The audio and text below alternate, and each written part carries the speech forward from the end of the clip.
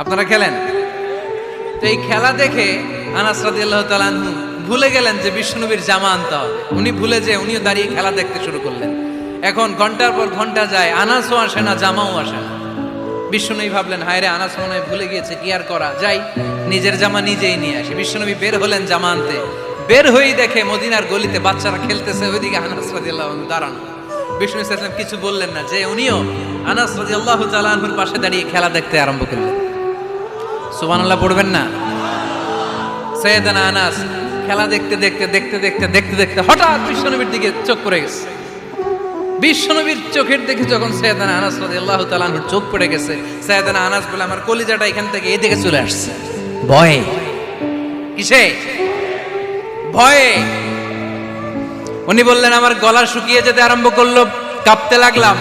আয় হায়, এখন আমার মনে পড়ছে বিশ্বনবীর জামা আনতে পাঠাইছিল, ভুলে গেছে খেলার আবেশে পড়ে।